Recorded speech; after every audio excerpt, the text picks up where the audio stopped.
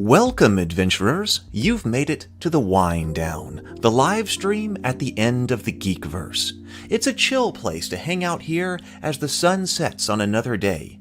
We're here to have a little chat, reflect on the day's successes, and prepare for a better tomorrow. So settle in with your favorite beverage this evening. May I tempt you with a cup of chamomile? Why, thank you, Dory. I would love a mug of tea this evening, but perhaps you would rather have some coffee, though I do recommend a decaf this late in the evening. Or perhaps maybe a cold brew is more your style. Oh, no thank you, Dory. A little red wine. For me, Isaac. Sounds like an excellent choice, Gandalf. Whatever you want, it's yours. Could I offer you a bourbon, a martini, an old-fashioned, or something perhaps a little stronger? Ugh. Well, I mean, if that's really your thing, then okay, but I hope we can find something a bit better than that. Romulan ale. Why, Bones, you know this is illegal. I only use it for medicinal purposes. All right, now we're talking. I'm Heath, and I'll be your host. Welcome to my home. Come one, come all. Writers, artists, sculptors, storytellers, board gamers, streamers, dungeon masters, fans of sci-fi, fantasy, geeks of all kinds. Whatever your fandom, you have a place here. For soon it will be time for another long rest so that we can recover our hit points, our spells, and our abilities, so we'll be ready to fight on for another day tomorrow. But first, we all need a little time to reflect, because you've survived another long, perilous day of wilderness treks, dungeoneering, and random encounters, and that's worth celebrating. Let's tell the tale. It's time for the Wind Down. It will improve your life. It really will. Give it a chance. Here we go. Hello, everyone. Good evening. It's so good to see you. I'm so glad you're here. Welcome to the Wind Down. I've got a special topic tonight. I'm kind of feeling like talking about knighthood as a feminine imposition upon the masculine. And I've had this topic for a while on the docket, but I kind of feel like tonight's a good night to talk about it. So I think we're going to be doing that tonight. Let's see here. So what's going on here? I think that's the main topic, but of course I'll be taking questions as always. Do you have your favorite beverage this evening? I have a beverage right here. So let's begin with breathing and sipping. Breathe. Deep inhale. Complete exhale. And then take a sip.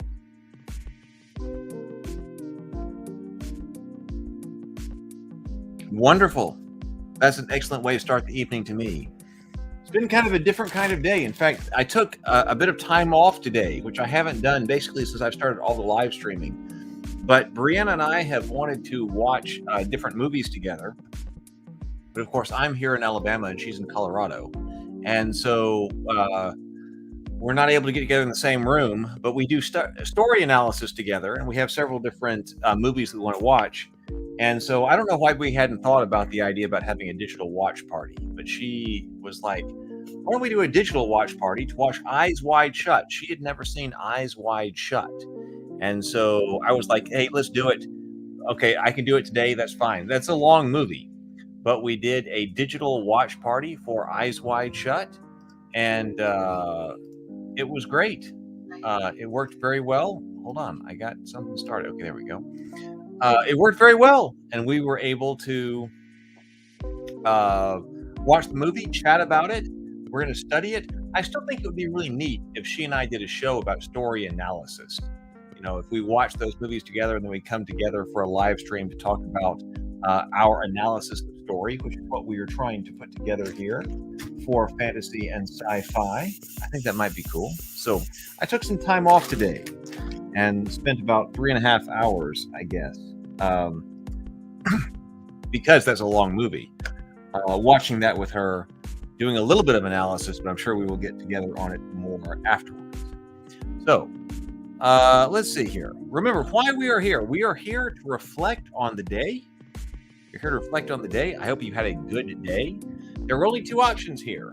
It is GD, excuse me, GD, which means good day. So I was GD. or WIT, W-I-T, which means will improve tomorrow. Oh, look, we've got in chat. Ryan? Welcome, Ryan. Ryan says good evening. Oh, Ryan also says cool mug. Thank you. This was made by a friend of mine. I need to get more of her work here, but a friend of mine does, pottery.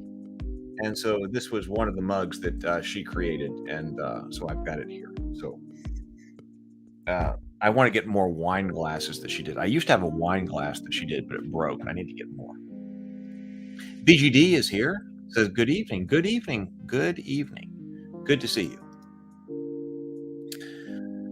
So we're going to be reflecting on our day. You either had a good day or you will improve tomorrow. Sometimes you might have both. You had a good day, but you will improve tomorrow as well, trying to make it a great day. If you have questions, I will be happy to take questions. But I'm thinking that tonight might be a good day to talk about the knighthood as the feminine imposition upon the masculine. We are also here to celebrate victories. So if you have had victories today that you want to celebrate, especially if no one else around you seems to care, well, we can celebrate them here. Put them in the chat. We'll take a drink together and we will celebrate your victory. That's no problem. Did you have a random encounter today? If you had a random encounter, something weird happened to you today, well, we can talk about that too. That sounds pretty neat. Let us know if you had a random encounter today. I'm moving my microphone back to its original location. Let us know if you had a random encounter. That will be fine too. We'll talk about all those things. I guess I should share how my day went. I can go over here and I can do that. Let me bring up this. My day was a little bit weird, like I said, because I decided to hang out with Brianna. So it was a long movie. So that was basically 3.5 hours that went into Eyes Wide Shut over here. So it was a large commitment, but I think I needed it. I think I needed it because it's been a while since I have done something like that. And I've been really on since I have been here, on live stream. And so when Brianna said, hey, look, I want to watch this, let's do a online party, I said, okay, let's do it. So, that's important too. That's socialization. That's hanging out with people. Hadn't done that in over a month. So took the opportunity to do that today. So we watched Eyes Wide Shut. That took about 3.5 hours today. She and I also had a meeting today on storytelling, and I'm getting so close. I had such fantastic ideas about the story that I am working on in order to get it right. Here are my index cards. Man, I am closing in on the Tales of Rabavania story. It is fantastic. So she and I had a meeting on that to discuss that. I was working on that today. So that was 2.5 hours on core creative activities, an hour and a half on YouTube this morning. By the time we are done today, I'm sure there'll be another hour of YouTube that has been done. An hour and a half on Ravenkeep, that's light, and no cleaning today, although I did get my watch rings in. And then I spent 3.5 hours watching movies and discussing story analysis with her. That's how my day went. I did get up this morning and got working on things. I heeded the call to adventure, so that's day 3. I didn't finish all of my big rocks today because I got drawn into this, but that's okay. I was not alcohol free because I had a glass of wine while I was watching Eyes Wide Shut with her. I did complete all of my watch rings. I wasn't going to end the day without that. So I will show you that right there. There are my watch rings. Boom. And then I did meet my diet for the day, trying to lose weight here. So working on exercising and losing weight. So that's how my day went.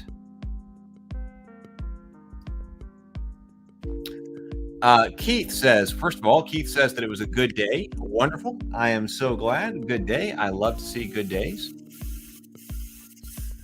Keith says, we watched most of Santa Claus Conquers the Martians tonight. I don't know that one. Sounds like something I need to add to my list, though. Santa Claus Conquers the Martians. BGD says that's a fat stack of cards. Well, right. Yes, it is. And that's why I have been worried so much about planning, because I have written a whole bunch of things in the past that have either not been published or not been exactly what I actually needed to write. And I am committed this time to not having that happen. So this time, I'm going to make sure the story is right in index card form, that the story is what it is. Now, does it need to be a screenplay after that? Does it need to be a novel? Does it need to be a series of stories? I don't know. But I'm going to get the story right and make sure everybody goes, oh, yeah, that's good. That's good. And then I'm going to write it in whatever format I need to be. It may be right now it's looking like I need to have both a screenplay and a novel, like based on that story. I'd like to have both.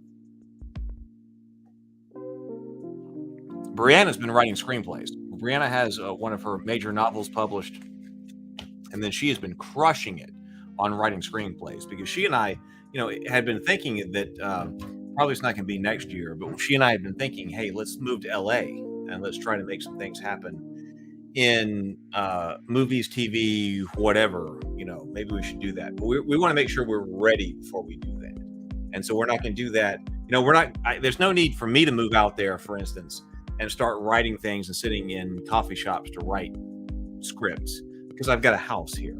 So I might as well sit here and make sure that everything that I am trying to write is correct, and that I have the screenplays written, or the movie pilot, or the TV pilots, or the books, or whatever. I can write that right here. Then once all that's ready, we'll go out and we will see if we can make things happen. Maybe, who knows? I don't know. We're taking our best shot. That's what we're working on. Oh, regarding Santa Claus Conquers the Martians, Keith Crow says it's an old B movie from the 60s. It's a silly ride. I bet. Sounds fun, actually.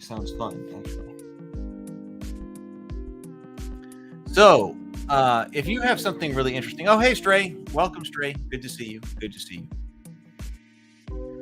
All right. So, lots of things that we could talk about tonight. And if you have questions, please let me know. We've kind of already done the catching up on our day. Wait, did I put my stuff? So, did I put CTA? I should put my stuff in the chat. I was CTA. I answered the call to adventure. I was watching, so I'll put that in there. And then I was also I'm not working on exactly the carnivore diet. I guess it's more of a keto diet. I've been thinking about that ever since last Saturday, that what kind of diet should I be on? And, I don't know about all these different kinds of diets, but the ones that fascinate me are paleo. I had a friend who was on paleo, and he was just talking about paleo all the time. And had great results with it. I mean, he did what he wanted to do being on the paleo diet. And then you've got the keto diet, which is similar but a little bit different. And then the carnivore diet, which is basically all meat. And I don't mind eating all meat, but I had forgotten that, you also have to include what you're drinking. So in order to be pure carnivore, you can't drink like lemonade. You have to drink like bone broth. And so even though what I've been eating is mainly meat, I have been drinking things like, 0-calorie lemonade. And so that would not be carnivore. But, it's close. It's what I'm trying to do. I'm trying to figure all this out. So as far as I was concerned, I hit my diet goal. Is anybody involved in carnivore or paleo or keto or anything like that? Let me know. I would be interested to know. All right, so let's see here. I thought that I might have a topic to discuss today. I'm close to having rules for operation of the Discord done. In fact, I'm probably close. I could probably post those already, but I got to review them one more time. I was trying to come up with the best possible rules for operation of a online community, at least in my opinion. So I'm getting close to that. That'll be close. Keith says I've done well in Atkins. That's very similar to those as well. That's very similar. Yeah. the Atkins diet. I'm not as familiar with all the specifications of that, but I bet it's pretty similar to things like paleo and carnivore and things like that. I was talking to someone today about the differences, but who was like, because carnivore and like being vegan are exactly the opposite, right? Like, which one of those is actually the better deal for you? I have no idea. I guess it's just whichever one you get better results on. But so one of the things I thought that we should talk about, that I had on the docket to talk about, are the values of knighthood.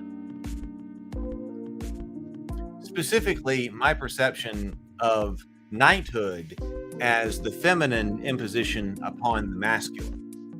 And that's one of the reasons. So let's add this over here. So this is the image that we have talked about quite a bit, right? This is the accolade, right? And I have the accolade behind me. You can see that right here. I think about the imagery of the accolade quite a bit, and I brought up a digital picture of it right here. So we are looking at the accolade, in which we clearly have a young, I suppose, squire who is like in the midst of being dubbed knight, and the dubbing is being done by this beautiful damsel in white with the slender sword. And to me, this is very iconic imagery right here. And to me, it typifies the idea of knighthood as a feminine imposition upon the masculine. And so some people have asked me what I mean by that. Like, what does that mean? A feminine imposition upon the masculine. Well, in Tales of Rabavania, I have knights, and I want the knights to be heroic characters. And knighthood is something that you aspire to, right? Well, what is the difference? I was asking myself, what is the difference between a knight and a barbarian warrior? Okay, because I've got those in Tales of Rabavania as well. So I've got just warriors who are part of other cultures than the Rabavanian cultures. Specifically, like the raccoons, for instance. The rabbits and the raccoons are at war with one another. So the raccoons have warriors, and they have huskarls, but they don't have knights. And so what is the difference between being a warrior and a knight? Right? I think about that quite a bit, right? And the answer that I have come to is that knighthood is this feminine element that is applied on top of the masculine warrior. So that's why I call knighthood this feminine imposition upon the masculine, right? Which I think the accolade right here demonstrates perfectly. You are seeing a warrior here, this guy in armor kneeling down here, receiving the accolade. You are seeing him, and he is having something impressed upon him that is clearly embodied female. I mean, obviously embodied female right here. So you're receiving something of the feminine upon this very masculine warrior, right? And so to me, let's say you have these hyper-violent individuals in your society, and you even need these hyper-violent individuals in your society, right? Because that's the kind of society that Rabavania is, right? Rabavania needs extremely violent rabbits to exist in its society, to both protect it from external threats. All right, if you are under threat externally, then you need very violent people to make sure that you are able to repel those threats, but then also potentially to repel internal threats. Okay, especially if you're thinking about something like rabbits. Well, there may be creatures that are around that eat you, like water moccasins, other kinds of snakes, right? So those aren't necessarily external threats of another country, right? Those are internal threats. A snake that's going to eat you. Rabbits have lots of natural predators. And who is it that if you are a medieval rabbit society, who is going to protect you from both those external threats and those internal threats that you might encounter? Well, that's why you need hyper-violent individuals who are capable of repelling external threats and dealing with internal threats, right? So you need that in your society. And that's what I want to deal with in the Tales of Rabavania. That, we're not dismissing, we don't want to dismiss the idea of hyper-violent individuals.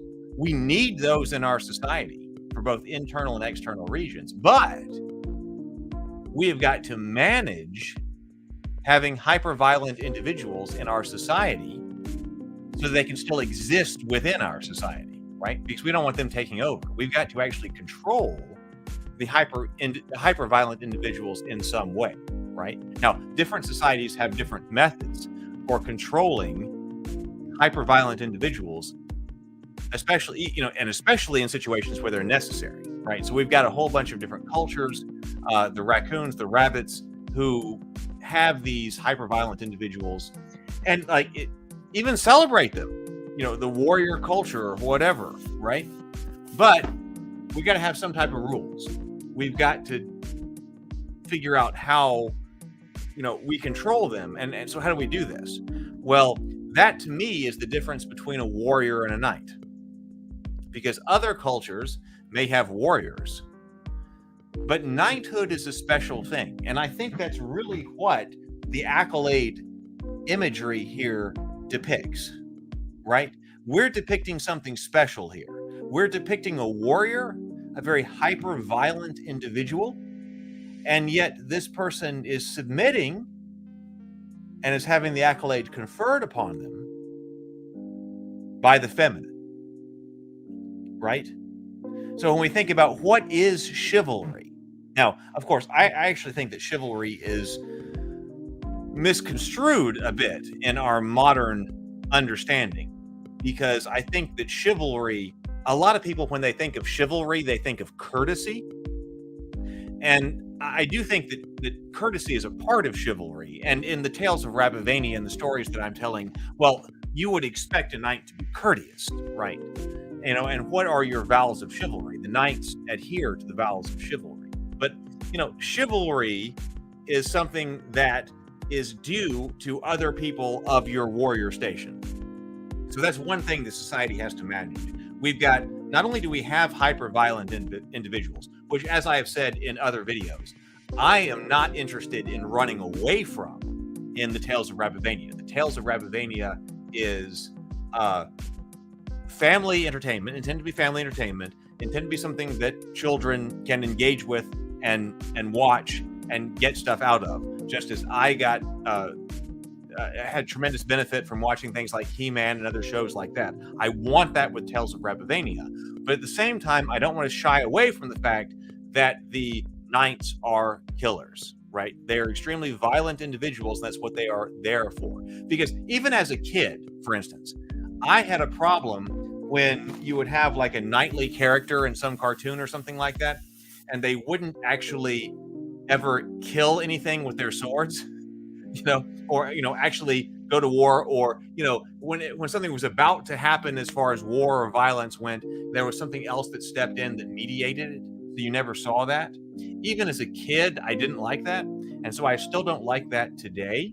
So in Rabavania, as I'm telling these stories, I want to do it in a family entertainment way that everyone can watch. But at the same time, I don't want to shy away from the idea of knights as violent individuals, and that warfare is an important part of what they do.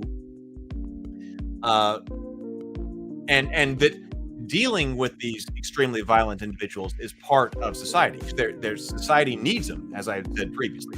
Their society needs to have extremely violent individuals.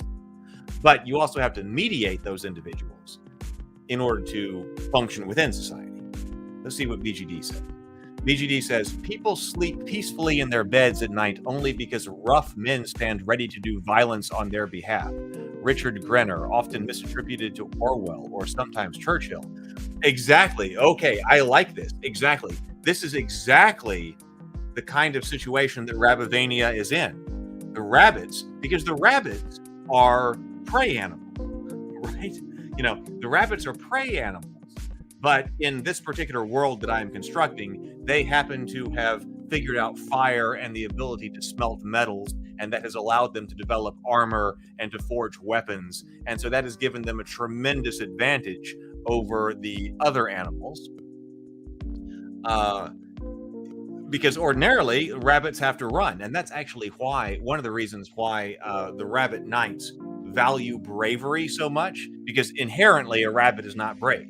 But one of the core attributes of knighthood, one of the core virtues of knighthood, is that the knights, contrary to rabbit, the internal nature of rabbits in general, is not to be brave. But a knight, if you are going to accept the call to knighthood and you are going to receive the accolade, then you as a rabbit are expected to be brave, right? And that's exactly this case, that the other rabbits in the kingdom will be able to sleep peacefully at night because there are these knights who stand ready to do violence on their behalf. I love this quote. This is exactly it, Eugenie. This is exactly it. That's exactly where I want to go with. And I think that as far as children and family entertainment, we can do that. We can address these important subjects and still do it in a family, a way that is appropriate. Because Theophany is the other world I'm working on, and that's more HBO Game of Thrones or House of Dragons level, as far as violence and sexuality and stuff like that goes. So I get to go between those two, and that's partially why I have two of them. So I've got the harder core Theophany, but then I've got the lighter Rabbivania. But that doesn't mean that I'm not taking it seriously. Just because it's lighter doesn't mean I'm not taking it seriously. So what do you do if you have these hyper-violent individuals, and how do you manage them within your society? Well, knighthood, which is what we're looking at right here. Well, I do think, like, we're talking about the difference between a warrior and a knight. Here is what we have, that you could be this like unrestrained violent individual, but you're not going to be. We've got to integrate you into society. You are not unrestrained. We are imposing what I would call, and we're talking archetypically here, this is all archetypical. We are going to impose archetypically feminine values upon you as a knight. The values of courtesy and things like that, but also, I think I was talking about chivalry, that we're also going to come up with a code of honor about how you deal with other martial individuals of your same rank, other knights within the kingdom. How do you deal with them? Well, you're going to deal with them according to the code of chivalry, right? And that's another way that we're going to manage violence internal to the kingdom, because knights like to fight. But how are we going to manage knights who like to fight? Well, why don't we have a code of honor that deals with how you deal with one another, so we're not just, going at each other crazy, right? There's actually a code of honor, of structure, that as long as you have this particular social station, you have all achieved knighthood, then there's going to be some things that we're going to do, this is chivalric or courtesies that we're going to give to one another. And then, of course, also courtesies that we are going to give to people who are less than your station, right? Because you could just run roughshod over people who are not hyper-violent individuals. You have all the armor, you have the swords, you have the fox that you ride, you have the shield, you have all of the martial training. Well, you could run roughshod over everyone who is not part of that social caste that you're in, except for, well, you're not, because we are going to impose some social controls over you, some imposition of the feminine that is going to govern how you interact with other people within our society, right?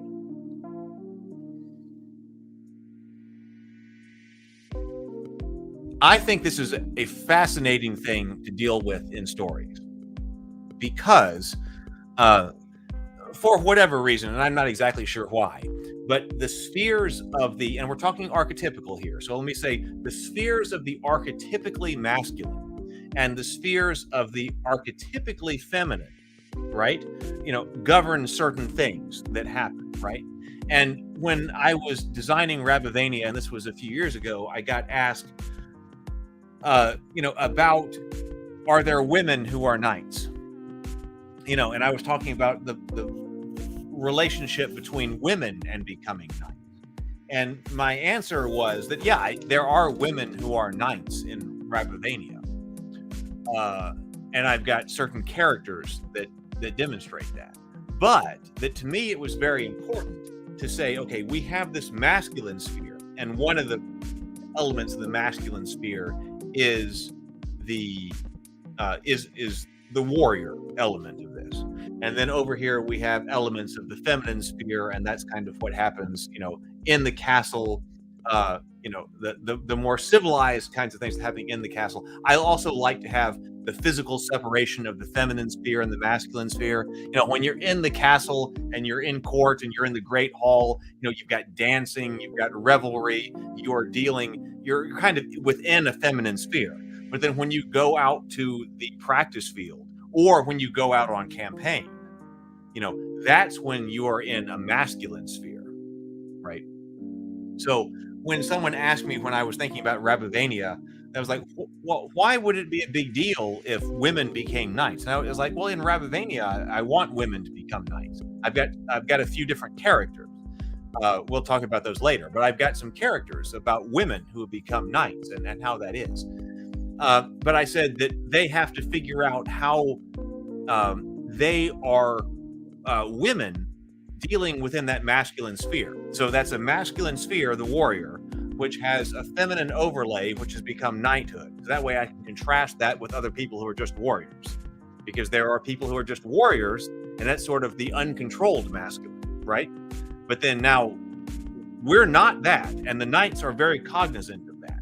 Like, for instance, in one of the scenes that I really want to have, there's a situation where there was a siege and the Warren was overrun and things did not go well. The warriors got out of control, pillaging, everything like that goes along with breaking a siege and things like that. And the knights are using this as an example later on. They're saying, like, this happened at this particular siege and they lost control of themselves. They had won the battle, but then they lost control and there was pillaging and everything else that happened. But we are knights, or talking to squires, you will be a knight, and that will not happen to you. That's part of being a knight, is the capability of extreme violence, but being in control of yourself so that you are able to focus that violence in a very specific direction. And then when the threat is eliminated, then you call yourself back. You have self-mastery to call yourself back. So there was this situation with this other siege that happened where, okay, the siege, was completed. It was the warren was broken open, and then, chaos broke loose, right? And that was why did chaos broke loose? It was because those people who were the besiegers were not in control of themselves. And then, everything broke loose when the siege was over and there was pillaging and everything else. And so that was the consciousness on the part of the knights that, like, this happened and it was a terrible thing. It was because they lost control of themselves. And so we are going to be extremely violent when it is called for, because we are the instruments of death in the kingdom. But then as soon as the situation which calls for violence has been resolved, we are in self-control and we stop. And that's this idea of knighthood, right? And self-control. I forget where I was going with that. Let me think about it. I forget where I was. But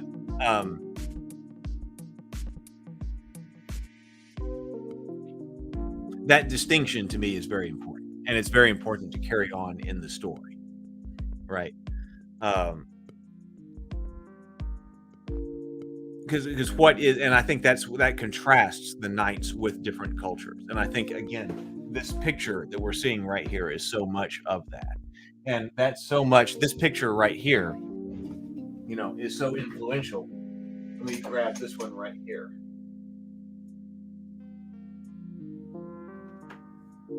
This is not a final prototype. This is still in work. I don't like the face. Look, I don't like the face. I want to change that up. But this is Charity, one of the damsels of the story. And as you can see, her costume is heavily inspired by what's over there in the accolade. She wears the white dress. She's got the gold around her. I want to improve her face. And I want to also her neck needs to drop down. So she's not final. But this is one of the damsels, a quasi-religious order that was inspired by this painting.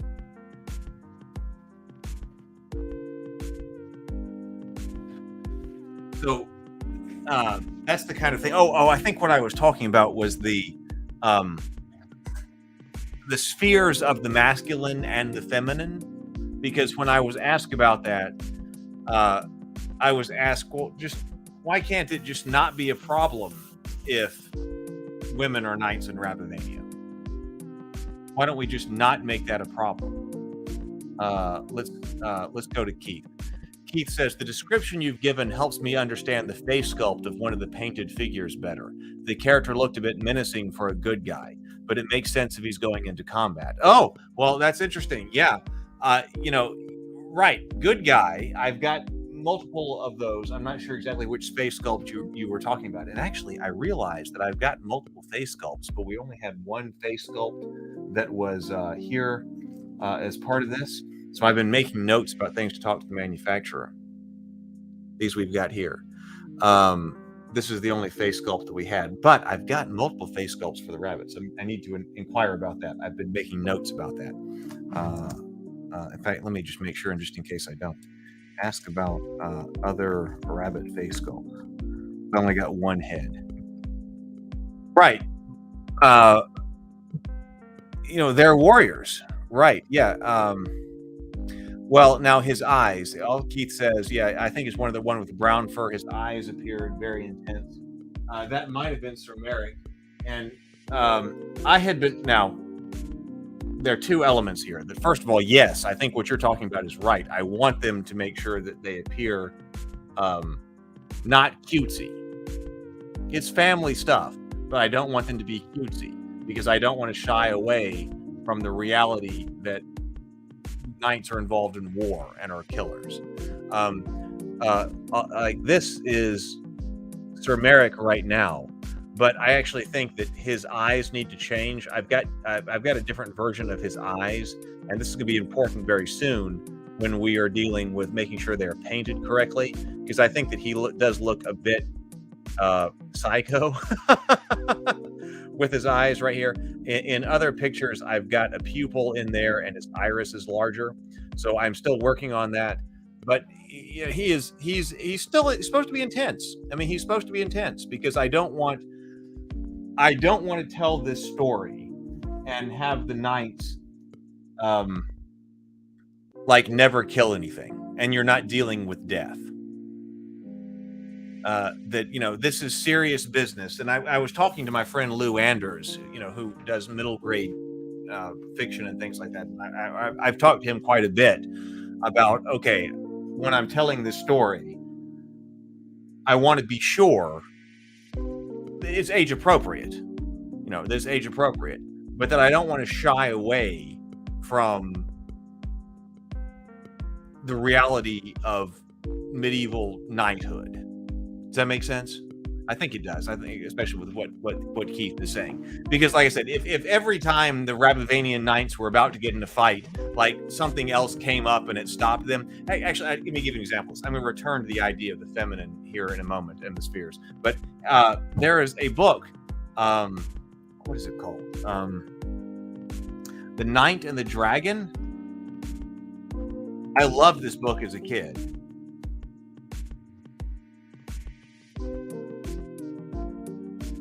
Oh yeah, it's called The Knight and the Dragon, and it is by let me give you the author's name. It is by Tommy DePolia. Okay, let me actually see if I can bring this up. Just a picture of it, so that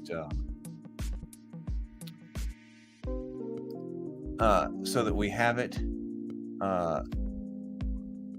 Has anyone happened to see this? Let me bring this one down. Let me bring this up.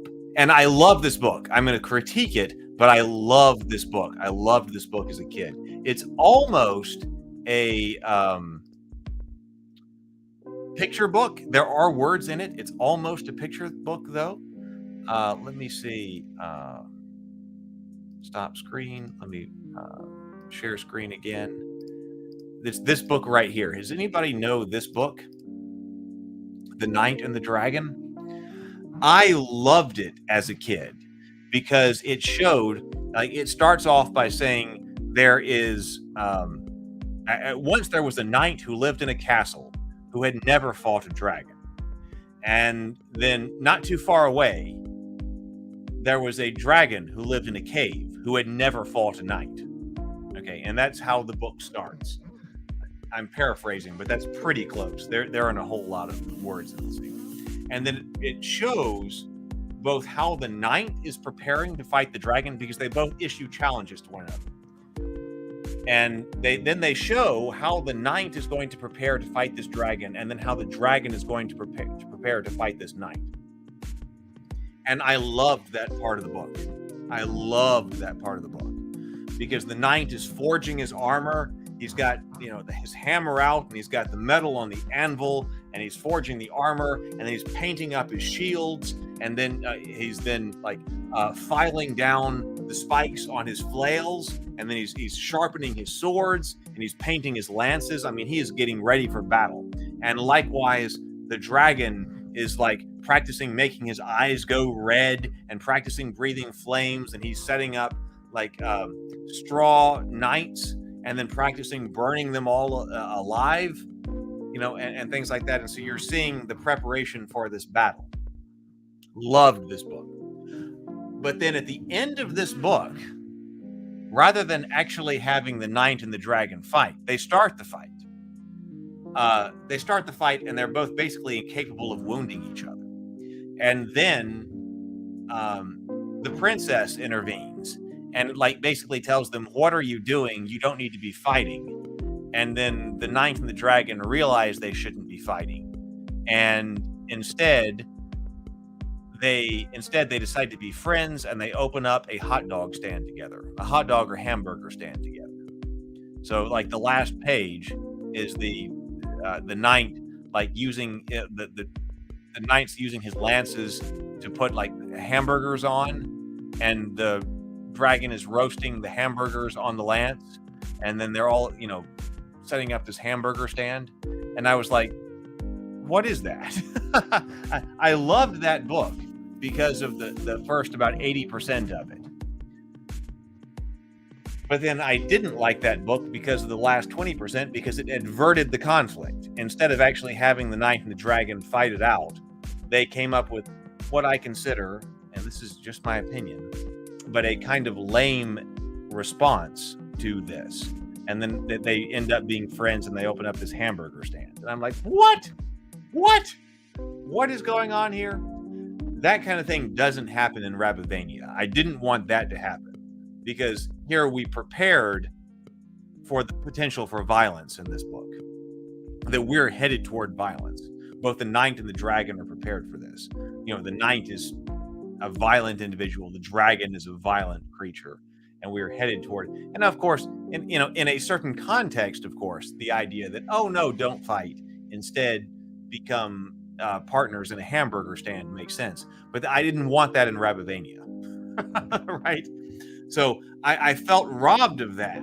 And so I think about that when I'm thinking about Rabavania stories, and that's not going to happen in Rabavania. We're gonna deal with the consequences of being violent individuals in Rabavania.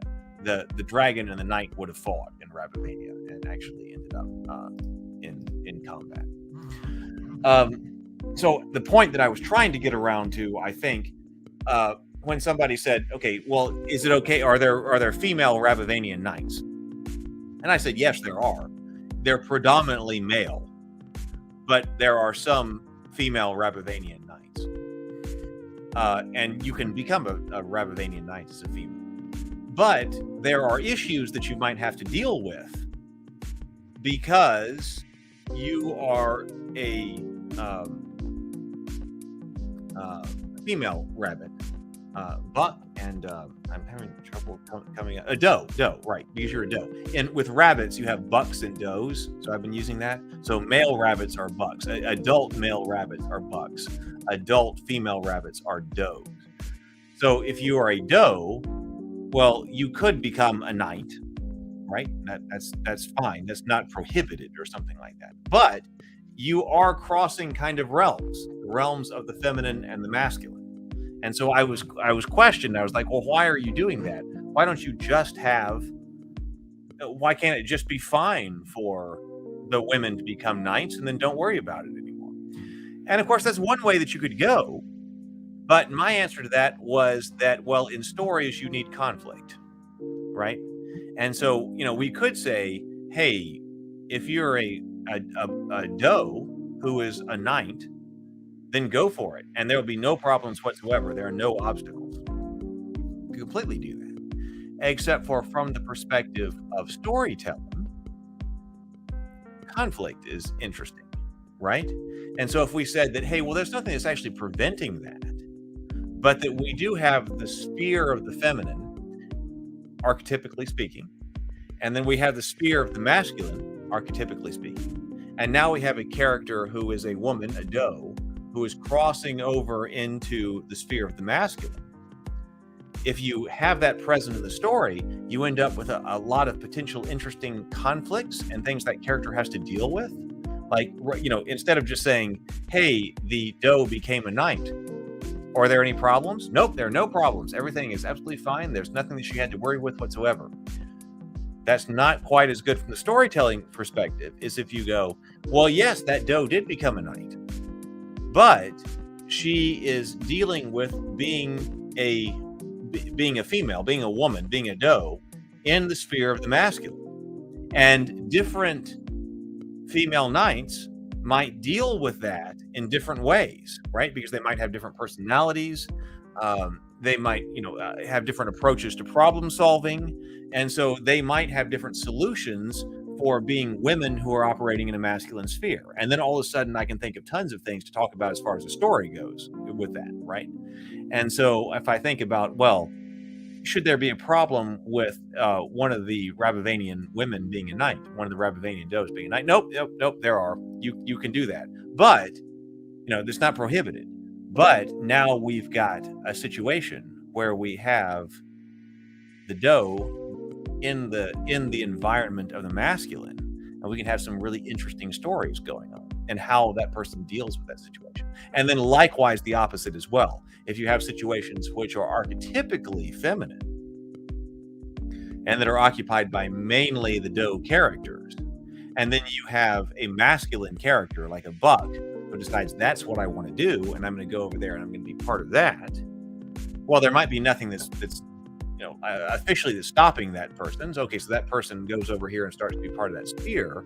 But now that buck is having to deal with, being within the masculine, dealing within the feminine sphere. And you start to have some interesting conflict as far as storytelling goes. So that's my philosophy here as far as the masculine, the feminine, and how this is being approached within the stories. Because I don't know why I find that fascinating. But when I see the accolade, and I see knighthood as a warrior, but how do you integrate that warrior into society? You apply feminine virtues through chivalry and courtesy and the expectations of that warrior. I see all kinds of opportunities for storytelling. And I'm fascinated by that idea of the knight, which is why that's a big part of what's going on in Rabivania. They are a knight, and that is different from just being a warrior, because there are also like foot soldiers in Rabivania. It's a social class thing. That there are rabbits at arms who are not knights, but knight is a very specific thing. If you are and you're held to very high social standards, you've got a lot of privilege as far as things go because you're held in high regard as a knight. But on the other hand, as a knight, you have tremendous responsibilities to society because of what you are. And defense and protection is one of those. You may not be long lived, because if there's a snake that comes into the warren or something like that, who is expected to charge in and make sure that, the snake is taken care of? The knights, and they need that. They need that as part of society, but they've also got to manage that as part of society. I think it's a fascinating thing to do. I mean, every society's got to deal with that, right? How do you deal with that? You need warriors, right? You need violent individuals, and yet how do you integrate them into civilization? It's a fascinating thing to me, and I think it's archetypically exemplified in knighthood.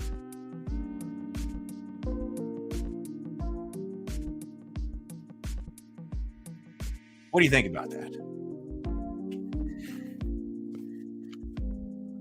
It's the kinds of things I think about. And I'm not even sure that I want to deal with the idea that it might not even be particularly, well, let's see, do I want to say this right now? One of the things that that some people do in Rabavania is search for knights, people to become knights.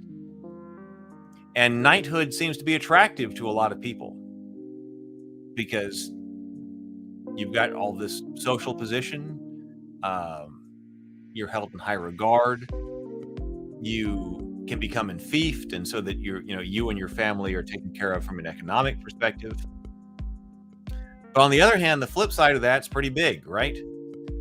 That you are expected to be ready with your life at a moment's notice, and that you may not be coming home on any particular day, and you may have to kill other rabbits or things like that for your superiors, right? Whoever you are enfeoffed to, right? You may not have a personal problem with them, but if the king has declared war against some other individuals, then, well, part of your responsibilities is to be an instrument of death for the king. And so what's the morality there? I want to engage with that. I want to engage with that within Rabavania. And that's why, even though it's a far more lighthearted story than Theophany will be, I still take it very seriously. And I think there are a lot of very serious themes to be taken care of. One of the things that some people were saying with regard to the contrast between House of the Dragon and Rings of Power. Okay, now, personally, I stopped watching Rings of Power. I watched a couple of episodes, but I stopped watching it. I loved House of the Dragon. But one of the things that I saw people who were saying, one of the things that I heard people say who really loved Rings of Power, or at least were positive toward Rings of Power, they were saying that I can't show my kids House of the Dragon, that I need good fantasy material, or I want good fantasy material to show to my children that's age appropriate, and I cannot show them House of the Dragon. Completely understand, or Game of Thrones, but I could show them Rings of Power. So even if that person didn't think that Rings of Power was particularly fantastic, that person was like, at least it's something that I can show to my family, and we will be able to engage with as a family. I completely understand that. I completely understand that critique, and I think that it's something that we need to have. So,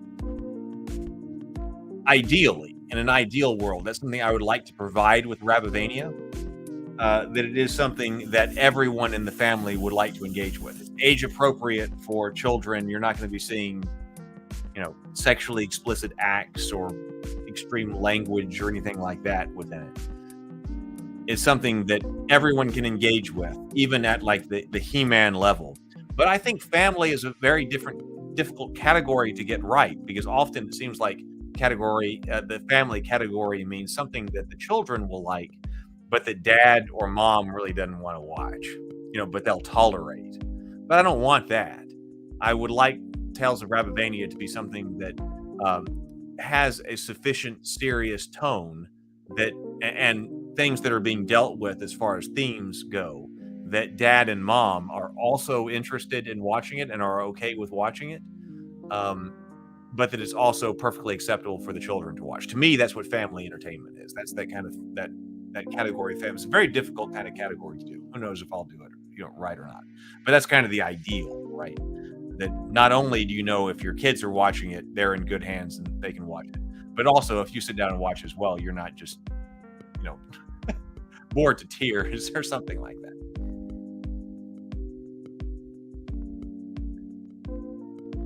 Okay, well, Keith says,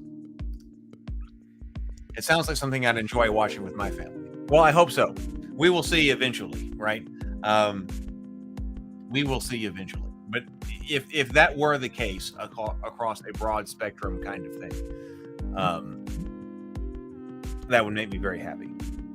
Now, Theophany, that is adult level. We're going to go into the adult level for that. But for Tales of Rabavania, I want that to be for everyone. But even like when you think about Harry Potter, and you talk about middle grade, I've talked with different authors and different agents about what sells. Adult fiction doesn't really sell very well. It's very difficult to get headway in adult fiction. There's some notable exceptions, but you can't go by those. You're talking about the general thing. That what really sells in fiction books is like young adult, and then middle grade or young adult. Because even some adults, like even adults, will read young adult level stuff, right? Which is not a problem. I'm not making a kind of judgment call. I'm just saying right here that, like, if you write something that was generally in the category of young adult, which is like what a lot of like Harry Potter is, or what was the thing about the Mockingjay thing? What was that? I just watched that recently. I didn't read the books, but the Hunger Games, right? And you're focusing toward a young adult audience. Actually, adults in like their 20s will read that material. Right. Yeah. So Keith is saying my wife prefers young adult novels. Right. Yeah. So I've thought about that Rabavania probably needs to be middle grade novels and young adult, because those are categories that sell, and that adults will read young adult novels. Right. And if you actually write an adult novel, that actually isn't a huge selling category. Like I said, there are some exceptions, but as a whole, you can write young adult and still reach an adult audience. So that's kind of what I'm thinking of there. I had some fantastic insights today. Brianna and I had a meeting today about stories, and I was going through all of my index cards for this particular story. I was writing down additional notes. She had great insight. Then I went to go for a walk. I did a 3-mile walk. I did get that done. I was thinking of additional thoughts about that. I had some thoughts about how to get this done. And I've got another meeting on Friday with someone out in LA who has been very gracious and willing to kind of mentor me. And so I'm trying to get a lot of this story done by Friday, and then we'll meet again, and then we will talk. And I'm looking forward to figuring out what to write. I'm not sure whether I need to write a screenplay or a novel first. I got to ask him about that. But I want to be sure. I've written so many things that haven't been used. I want to get the story right. I think I'm on a really good path here. But then, does it need to be a screenplay? Does it need to be a novel? What does it need to be? We're going to see. She enjoys Miss Peregrine's Home for Peculiar Children and a lot of Neil Gaiman novels. I don't know Miss Peregrine's Home for Particular Children. I don't know that one. It sounds fun, though. It sounds fun. So, I don't know. That's what I was thinking about today. We've been going for about an hour here. But I had wanted to talk about that, and it just felt like a good night for it. So I'm glad you're here with me for it. If you have other questions, let me know. I'll be happy to take a few for a few minutes, and then probably start to work it out. It's a novel series. They made the first book into a movie. There's Peregrine's Home. Peculiar Children.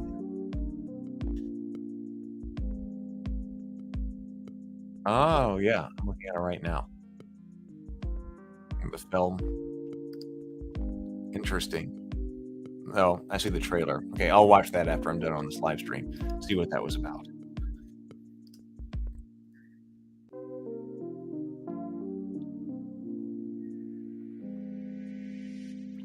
I feel like the stories for both Rabivania and Theophany are what my core value should be. Like, what should I really be contributing to society? I feel like that. I could be completely mistaken, but I feel that way.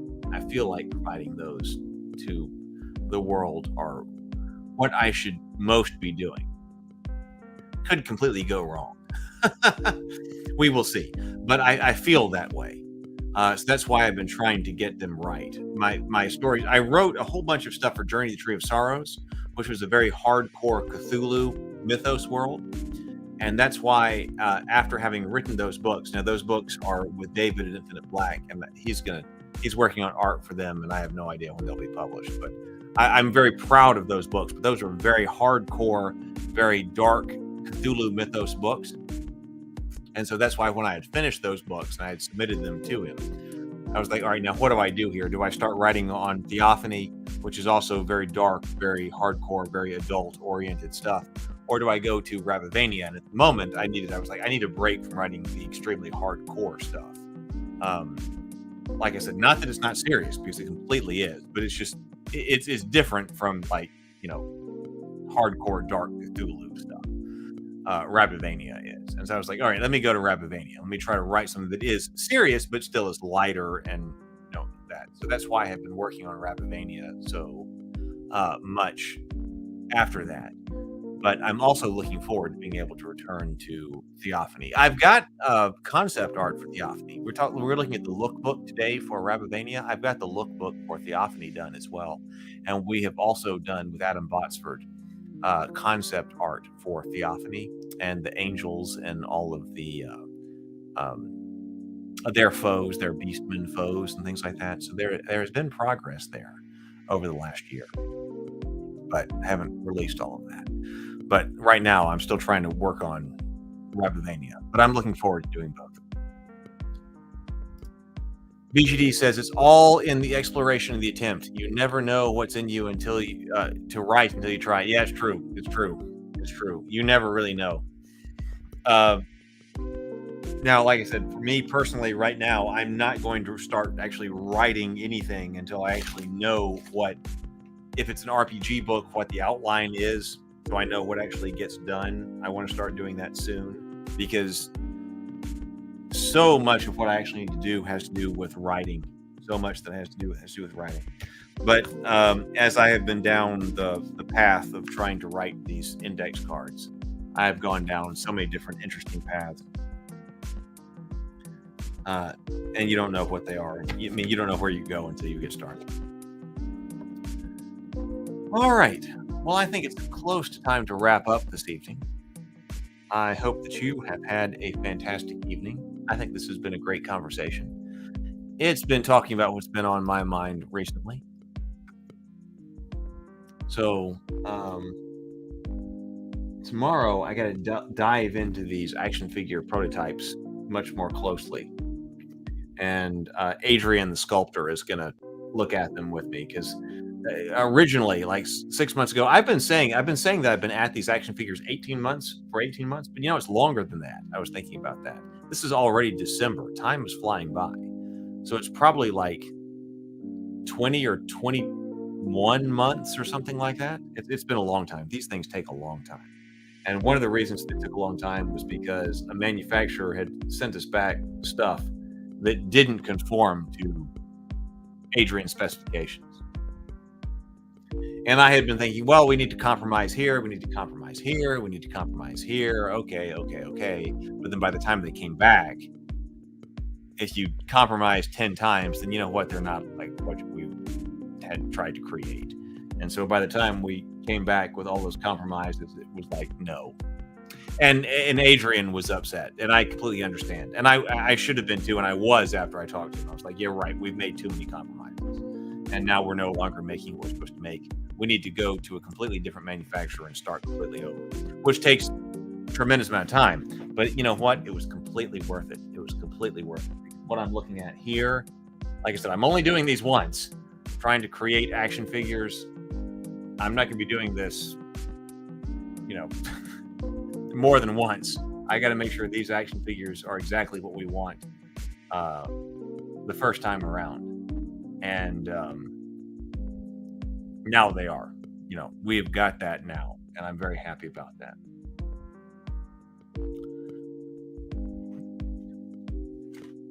So I think we've got something going here. It takes a long time. You have to be willing to accept the time. It takes a long time, but I think at the end they're going to be right.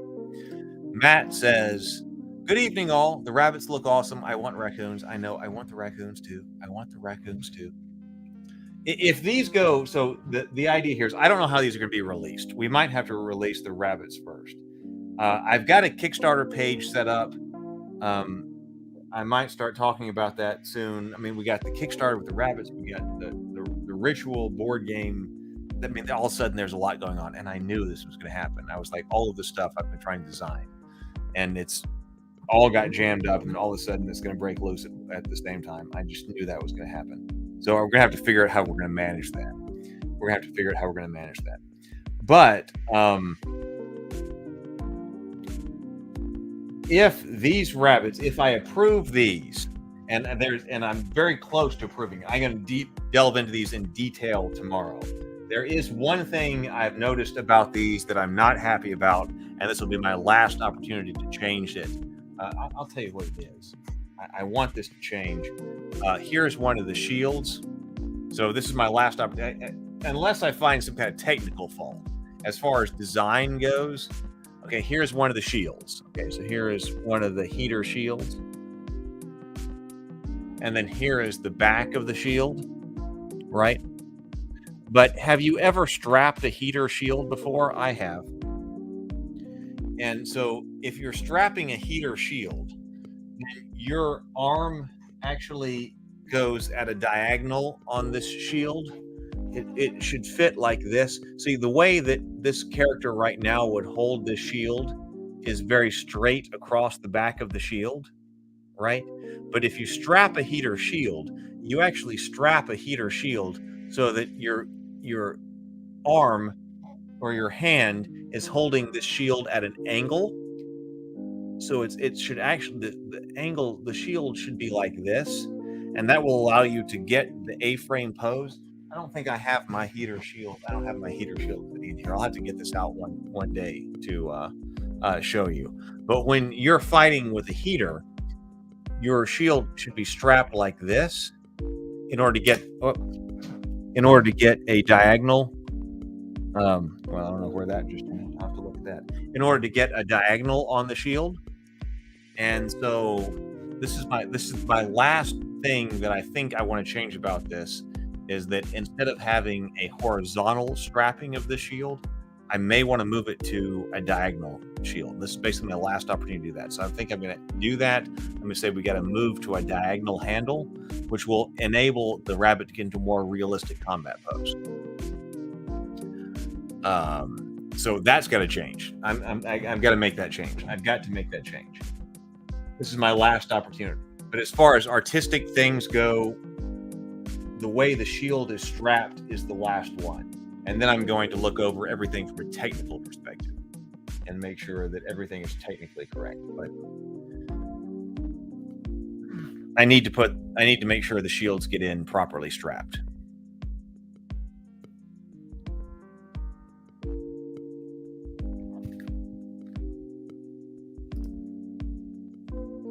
Stray says, I'd kickstart. I'm definitely getting one. Thank you, Stray. Thank you. See, I had created a Kickstarter page that is up, and maybe I should start sharing this link. I don't have it right now. But there was a Kickstarter where I was like, okay, help me get a physical printing of Goodnight Sword. Because right now we only have the digital copies of Goodnight Sword. But I'd really like for Goodnight Sword to have a physical book. And then I would also like to be able to put a plush toy or two into production.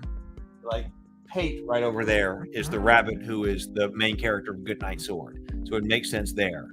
And then at least one knight that's an action figure, and we do like a special edition action figure and see if we can't get the physical copy of Goodnight Sword, a plush toy of Pate, and then at least one of the rabbits put into production. I think that's a good spread. I got to go back and look at it, but I think that would be a good spread. And then if we reach certain goals, then we can put more of the 3 knights or more of the plush toys into production. And I think that we do this as like a special limited edition run, so that it's got like special packaging or something like that, because we want to do these, but then they may grow later, and then we can do more of them later. But if we do a small run right now, everybody gets like a limited edition action figure with the plush toy and Goodnight Sword or something like that. I'm thinking about that.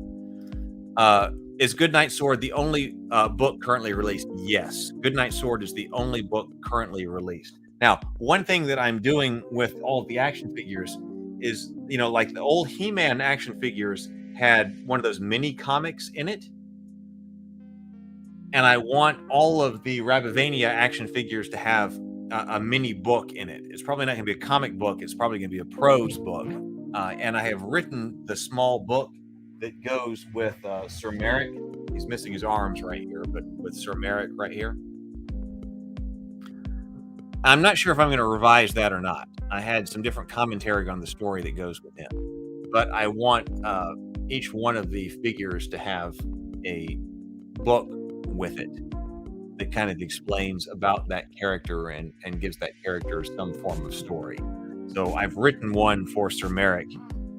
I may end up sharing it with everybody and saying like what do you think about this? Is this a good story to go with Sir Merrick, or is this something that needs to be rewritten? I might share that. I might put that out and get commentary later. But I was trying to write. I spent a lot of time last year and this year writing a story about a mythic hero of the rabbits who was the one who discovered fire and was the first to forge armor, and is one of their mythic heroes. And I had been thinking that, well, somewhere around now or early next year or something like that, I would have all of those done, and then I would have some way to release them and have release stories about those. But I sent those out to the person who I said I'm very grateful to have mentoring me out in LA. And I said, look, this is what I've got. And he said, so this is the difficulty with all this stuff. You don't know what order's coming. He read this and he was like, I know where you're going with this, but it's not ready to send out yet. You can't send this out. It won't be acceptable. And he gave me a whole lot of commentary. And about 80% of it, I'm like, okay, I agree with it. And of course, then that's a good ratio, because 20% you're like, okay, I want it this way because of other reasons or whatever. But nonetheless, he provided me with a tremendous amount of feedback that I thought was very valuable. And I'm like, okay, so if this can't go out, I'm like, this is going to require extensive rewriting. Then where am I? Right? Because I was expecting after, a year and a half of writing or something like that, that I would have material that would be ready to go with Tales of Rabbivania, and I don't. I'm going to have to reevaluate that material in a big way. And that's why I was starting to rewrite things and then work on the index cards that you've been seeing. Because I'm like, all right, next time I'm not going to write something that isn't something that can actually go out to people and involve them in the world. So at the moment, yes, Goodnight Sword is it. I've got other stuff written, but it's not going out. And I don't know when it will. And I'm working on other books. We will see. We will see. I think that's a good philosophy, that I'm not going to put it out until it's ready. If I don't feel like something's ready, or if I'm hearing from other people like, don't put this out, there's other stuff to do with this, then I'm not going to put it out. I'll put it out when it's ready. All right. Well, it is 8:15. I thought this was a good day. I really enjoyed taking the time for the watch party. We used some technology to watch it on Netflix that I had never worked with before. But we could even do Discord watch parties, I think, using that. Let me give you a Discord link. If you are new here, let me give you this Discord link. We would love to have you as part of our Discord channel. Stray says good day. It was a good day. Excellent. So glad to hear it. If you are not with us on Discord, I would love to have you on Discord. I'm keeping going. I got a lot I got to do. I'm not going to stop. You're watching this whole thing develop as we go. So we will see how all of this goes. Lots of stuff to do. But like I said, today was a good day, especially with watching with Brianna and talking with her, because you can't discount that. All right. So I guess I will see you in the morning. I want to put together a logo for the RPG we need to develop because there's so much that I've got to write. So the RPG I've got to write, the world primers for each of the worlds I have got to write. So we're going to be doing more of that, I think, generally to come on the morning grind. But I'm not exactly sure when to start. I want to look at white hack and black hack. Might look at one of those tomorrow. I need to get my logo developed for my RPG so we can look at the RPG and then get some rules down and then start working at some worlds. Oh, Retro Nerd Girl, so glad to have you. This was a great conversation. I'd be interested to know what you thought about this conversation. We were talking about the knighthood as the feminine imposition upon the masculine. So if you are going back through this chat, I'd be really interested to know what you think about that. But Retro Nerd Girl says, just got home from work. MBR today. Excellent. That is fantastic. Good day and wit, and will improve tomorrow. Excellent. That is excellent. I love hitting the big rocks today. So fantastic, Retro Nerd Girl. All right. So this was a major philosophical discussion today. I am so glad that you were here for it. I hope that you enjoyed it, and I hope that it also kind of informs what I'm trying to do here with the creation of these different worlds. So, all right, I'm going to leave you. Good night, Sword. Written by as I always do, the only Tales of Ravavania book that's currently out. I hope that you enjoy it if you haven't seen it. Brianna and you'll see some of the characters that are in some of the other stories and our knights. Good night, everybody. I will see you in the morning for the morning grind.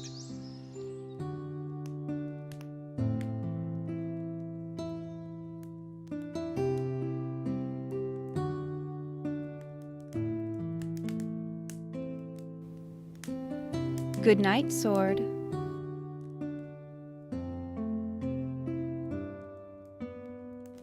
Good night, Gourd.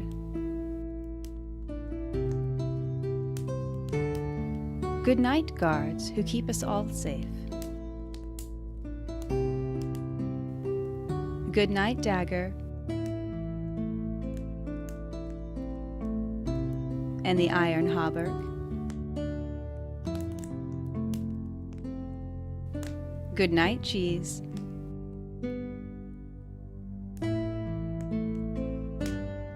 Good night, Keys. Good night, Elm. And good night, Helm. Good night, Squire. And good night, Liar. Good night, Shield. And good night to the lance only the gallant wield. Good night, Banner. And good night, Jewel. Good night, Gruel. Good night, Knights. And good night to the old soldier who says time's been cruel. Good night, maiden fair, whose favor I bear. Good night, rabbits everywhere.